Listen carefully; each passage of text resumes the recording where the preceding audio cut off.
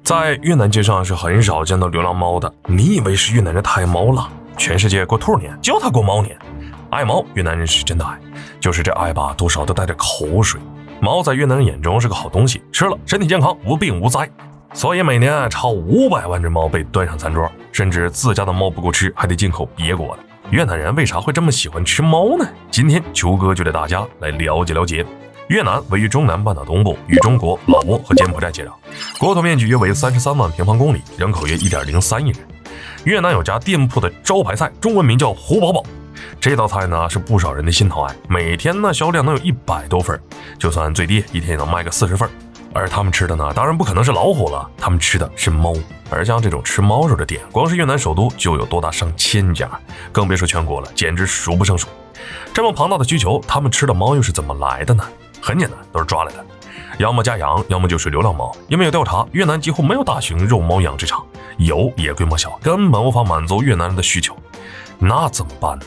那就会去偷、去抢、去毒杀别人养的猫，甚至光明正大的在街上围捕、毒杀流浪猫，谁敢拦就揍谁，打伤打死的都有。后来国内的猫被他们抓没了，就跑去抓国外的猫，一车一车的偷运回国，然后进了越南人的肚子里。而吃起猫来呢，简单点就是掐头去尾，脱个毛，然后就拿去卖；复杂一点就把猫丢进水里溺死。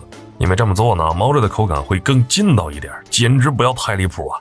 在咱们理解里，吃猫是不道德的行为，而越南人呢却不这样认为，因为在他们看来，鸡、鸭、牛、羊肉都能吃，同样都是肉，猫肉怎么就不能吃了？这没道理啊！所以吧，吃猫肉是件很正常的事儿。那越南人为啥会突然喜欢吃猫肉呢？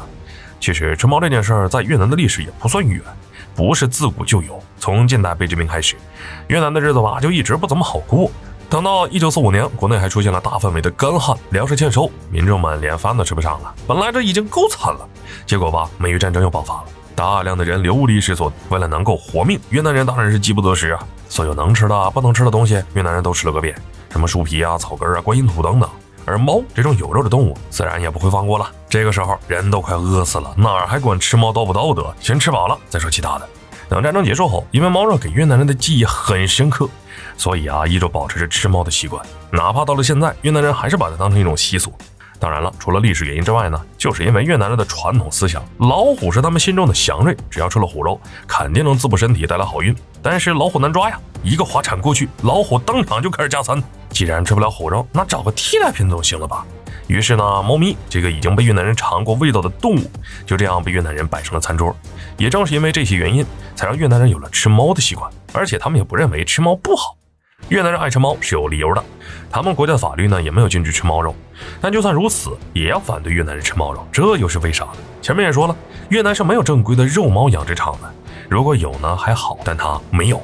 吃的那些猫又是怎么来的呢？是猫贩子通过非法的手段偷抢抓来的。要知道咱们买的猪肉都是盖过章的，只有经过检测才能上市，而他们抓的那些猫里面呢，如果说是家猫，健康状况的尚且能保证，但那些流浪猫吃的是垃圾，喝的水也不干净，整天各种地方到处跑，身上布满了各种病菌寄生虫。要知道有些病虫就算高温都不一定能杀死，而且有些猫贩子会通过毒杀的方式抓猫。就这种猫在没有经过监管检测的情况下被端上餐桌，就跟个定时炸弹一样，不知道什么时候身体里就吃出了一堆的寄生虫，严重的直接吃死了。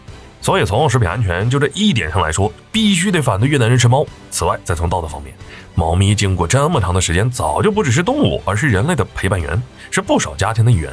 但就因为吃猫，那些可恶的猫贩子将别人的家人抓走、偷走，送上了餐桌。这不仅是对猫咪造成了伤害，也是对很多家庭的伤害。如今，不少动物保护组织在呼吁越南政府应该禁止吃猫肉，但对越南人来说，这早就成为了他们的生活习惯，是很难轻易改变的。所以面对指责，越南人依旧在我行我素。好了，本期视频到这儿就结束了，麻烦各位看官你发自己的小手给亮点赞关注呗，咱们下期再见。